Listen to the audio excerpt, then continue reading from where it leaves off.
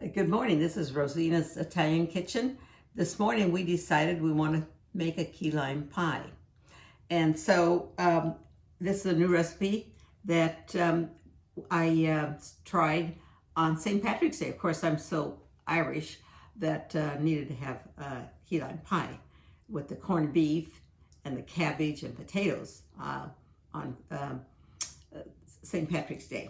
So first of all, I made the crust, and I'll talk about that later. And I'm boiling the water to dissolve the gelatin, which is of course lime jello. And so we'll talk about that as we go along. Stay tuned. Okay. And now we have the water boiling, and we're going to put the lime gelatin in and stir it well. Here it is. We're gonna put it in here. I'll just do it this way so you can all see it. It's 1 cup of hot boiling water. And we want to dissolve it very well, because nothing's worse than having gritty jello. So I think we've got all that in there. And this will take just a few minutes. Now we're going to pour the jello that has been chilled to the consistency of egg white. And I'm going to put it in a nice chilled bowl, and then I will fold in the yogurt and the Cool Whip, and then we put it in a pie shell and let it set for 4 hours to make sure it's nice and firm to slice. So we're just about to put the yogurt in, fold it in. Yeah, that looks like a nice consistency, like an uncooked egg white. So here's 1 container of the yogurt.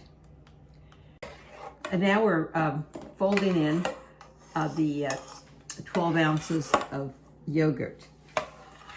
And then when we finish folding this in, we're going to fold in the Cool Whip. So now we're going to incorporate the, let's see, 4 ounces, I believe it is, of Cool Whip. So I'm just putting it in here, and then we'll fold it in. Now we've got this combined perfectly. I did use a whip at the end after I folded things in, and we're going to pour it into the crust and let it set for 4 hours. And when we finish the 4 hours, we're going to then put a glob of whipping cream and just a very thin slice of lime. We'll be back to see that after it sets, when we get ready to do that. Now I'm going to put a little decoration on the key lime pie, a little bit of whipping cream, and then I'm gonna try and put, let's see, another one here.